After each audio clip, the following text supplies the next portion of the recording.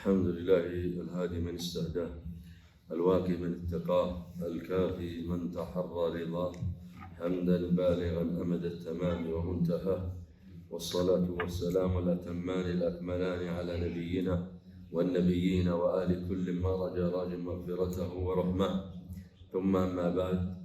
اللهم يا فارج الهم ويا كاشف الغم ويا مجيب دعوة المضطر، اللهم من كان منا مهموما ففرج همه، اللهم من كان منا مديونا فاقض دينه، اللهم من كان منا مريضا فاشف مرضه، اللهم من كان يرجو صلاح ولد فأصلح له ولده، اللهم من كان يبحث عن سعادة مع زوجته فأسعده بزوجته، اللهم من كانت له حاجة عندك يا رب العالمين من رزق أو وظيفة أو تركية أو غير ذلك فعجل له بها عاجلا غير آجل يا رب العالمين. اللهم اجعل هذه الدقائق تشهد لنا عندك يوم القيامة.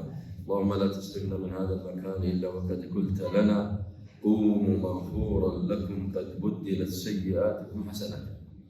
يا أحبابي، الدعاء عبادة من العبادات العظيمة كالصلاة والصيام والصدقة، فإن النبي صلى الله عليه وسلم قال الدعاء هو العبادة.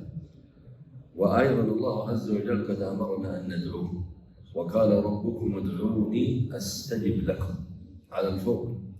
وأيضا قال أمن يجيب المضطر إذا دعاه، وقال ولله الأسماء الحسنى فادعوه بها.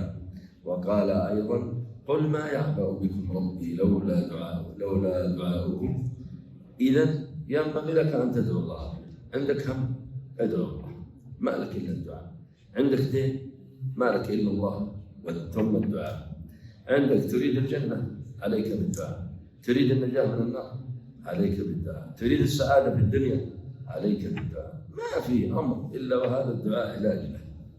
ويا أخي، دعوت أكثرت أم أقللت، هذا الدعاء محفوظ لك عند الله عز وجل. ما من دعوة يدعو بها المسلم إلا وله بها إحدى ثلاث: إما أن يستجيب الله دعوته، وإما أن يدخرها له إلى يوم القيامة، وإما أن يدرأ عنه شرا بقدرها.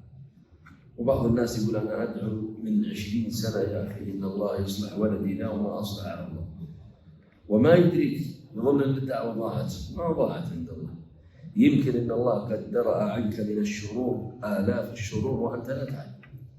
بعض الناس في لحظة بسيطة فقط ينظر إلى جواله فيقع له حادث ويموت، هذا شر صرفه الله عنك، صرف الله عنك أمراض، صرف الله عنك بلاوي كثيرة. ثم أيضا لو أن هذه الدعوة بقيت لك إلى يوم القيامة فهي خير لك من أن تجاب. أما يا أحباب الأنبياء فسلاحهم هو هذا الدعاء. ما من نبي ولا مرسل ولا صالح ولا تقي انتصر إلا بهذا الدعاء، بهذا السلاح. هذا نبي الله نوح جلس يدعو 950 عام. من منا سيصبر 950 عام؟ بل من منا سيصبر 100 عام على دعوة الخلق؟ بعض الناس ما يصبر على جاره يمكن سنة. إذن بعد ما دعا كم استجاب له؟ كم الذين استجابوا له؟ دعا نوح هذا ربه سرا وجهارا وليلا ونهارا في دعوته في سورة نوح.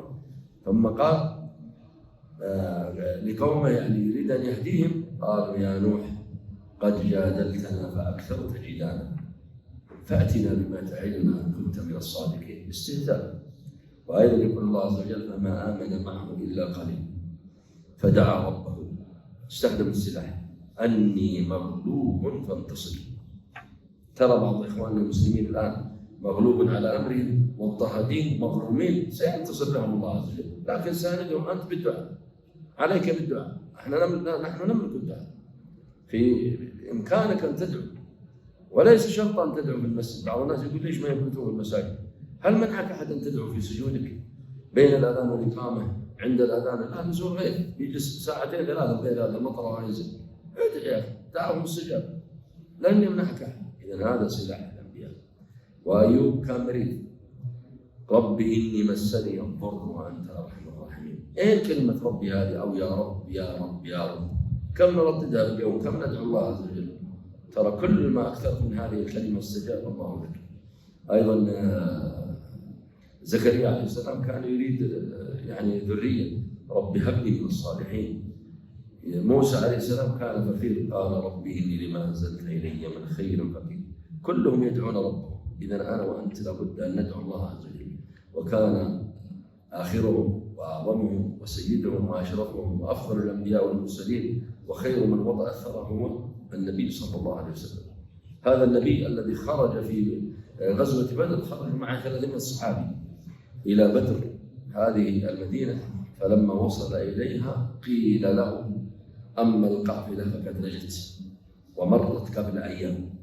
لكن هنا خلف هذا الكثير مكة بحدها وحديدها ورجالها ونسائها، في 1000 رجل من أعتى العرب وأشجع العرب وأقوى العرب، مستعدين بكل السلاح، عندهم كل السلاح هم قريش، على السيوف والرماح والنبال والدروع، بينما الرسول صلى الله عليه وسلم لم يكن معه إلا سلاح واحد، السيف فقط. وأيضا فرسين، جيش كامل ما في إلا فرسين. لكن وال300 هذولا ترى ما كانوا يقاتلون يا أحبابي يعني السلاح هذا، كانوا يقاتلون بإيمان وقر في قلوبهم قوة إيمان وإقبال وتعلق بالله عز وجل. وال300 هذولا ترى هم أقل بكثير من أهل غزة. وأيضا هذول مظلومين، حتى هذول مظلومين أهل بدر، أخرجوا من بلادهم وأخذت أموالهم وأوذوا أشد الأذى، فهم الحال متشابه. لكن أين سلاح الدعاء؟ ثم لو قلنا أن المقاييس عتاد وعدة، من الذي سينتصر، 1000 أم 300؟ 1000 سيجتاحون 300 في ساعة أو أقل. لكن يا أحبابي النبي صلى الله عليه وسلم ليلة بدر كاملة قام ليلة بدر يدعو ربه يا رب يا رب يا رب إن تهلك هذه العصابة لا تعبد في الأرض. من منا له ساعة من الليل، ساعة بس، يقوم قبل الفجر ساعة يدعو لإخوانه في غزة، ويدعو لإخوانه المسلمين في هذه البلاد، ويدعو لشباب هذه البلاد وشباب المسلمين ولنسائها وحكامها وعلمائها. كأكثرنا كلنا على هذه الجوالات وهذه الأجهزة، ينام يعني ما يعلم متى نام ولا يدري متى استيقظ. إذا نحن مقصرون في هذا السلاح. استخدم هذا السلاح يعني. ترى همك وغمك لن يزيله والله كل البشر، لن يزيله إلا الله عز وجل. أيضا في غزوة الأحزاب النبي صلى الله عليه وسلم تجمعت عليه جزيرة العرب كاملة، قريش وغطفان والأحزاب والمنافقون واليهود، كلهم أحاطوا بالمدينة إحاطة السواري بالمعصم. يريدون ماذا؟ يريدون قتل هذا النبي. طيب ما الذنب الذي جاء به؟ قال قولوا لا إله إلا الله فقط. يقول لهم قولوا لا إله إلا الله. فقالوا أجعل الآلهة إلها واحدا؟ كيف يعني آلهتنا هذه وأصنام تجمع عليه من قتله؟ أرسل الله جندي من جنوده بدعوة نبيه. ما هذا الجندي؟ الريح. دعا النبي صلى الله عليه وسلم فقال اللهم منزل الكتاب مجري السحاب هازم الأحزاب اهزمهم وانصرنا عليهم، أو كما قال صلى الله عليه وسلم. ليش ما ندعو بهذا الدعاء حين في قيام الليل؟ هذول تحزبوا على إخواننا المسلمين وظلموهم وقتلوا أطفال ونساء، هدموا مساجد مستشفيات أشياء. حتى هذه الأمور في كل الشرائع والأديان، لا يقتل الطفل ولا تقتل المرأة أبدا، ومع ذلك هذول عاثوا في الأرض فسادا. أين أنا وأنت؟ إذا ندعو الله عز وجل. ويا أحبابي هذا مصاب عند نزول المصيبة لك دعوة مستجابة.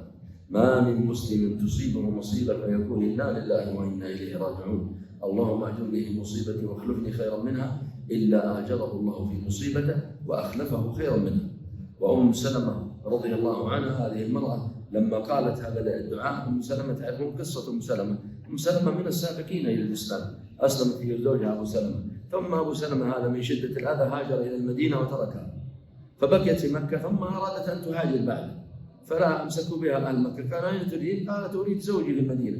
قالوا ما إلى ذلك من سبيل، فأمروا أهلها بسجنها وتعذيبها.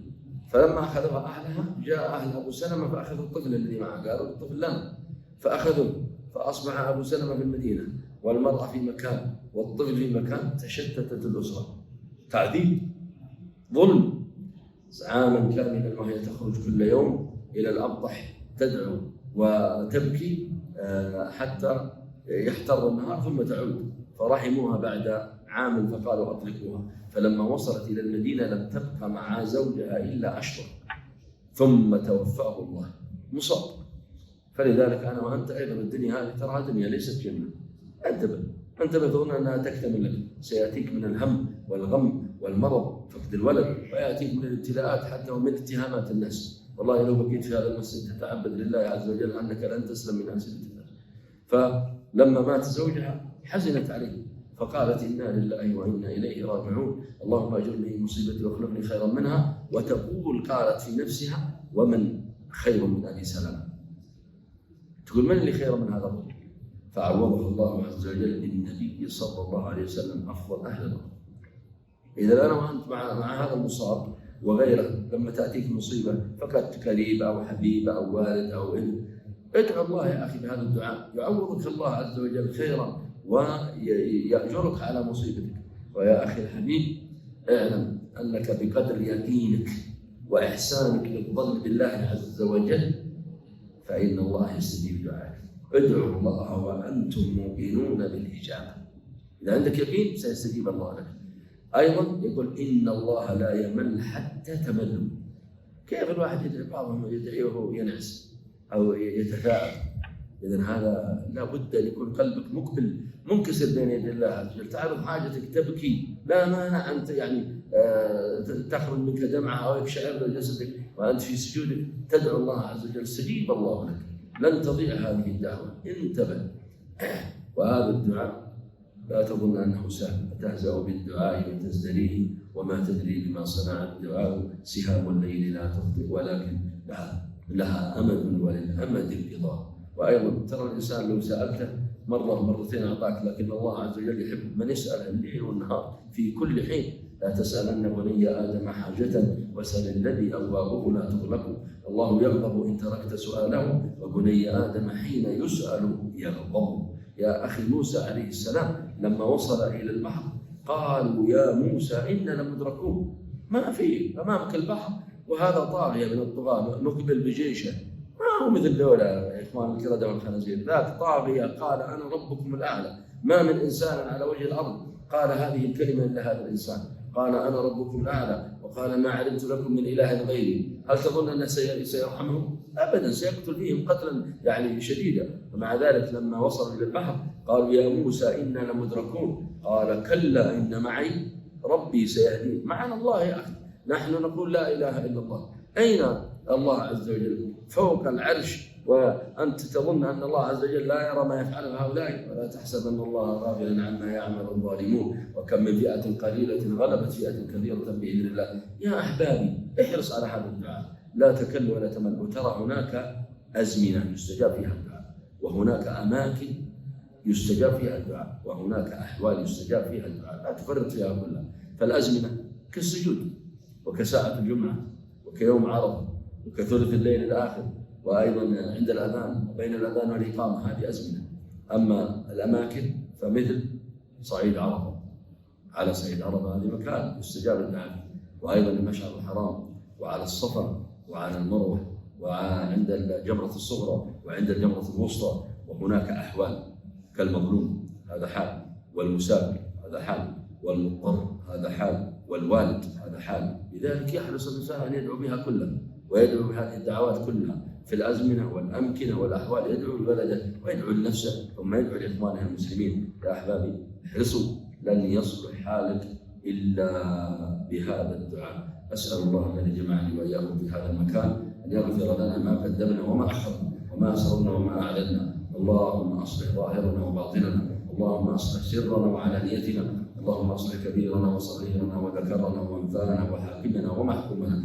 اللهم انصر اخواننا المظلومين المضطهدين في مشارق الارض ومغاربها. اللهم كن لاخواننا في غزه مؤيدا ونصيرا ومعينا وظهيرا، اللهم انصرهم يوم قل الناصر، اللهم اعنهم يوم قل المعين. غير الله وجوهكم على حسن استماعكم وانصاتكم، وصلى الله وسلم وبارك على نبينا محمد وعلى اله وصحبه وسلم تسليما كثيرا. جمعية الدعوة والإرشاد وتوعية الجاليات بأبها، بالدعوة نحيا.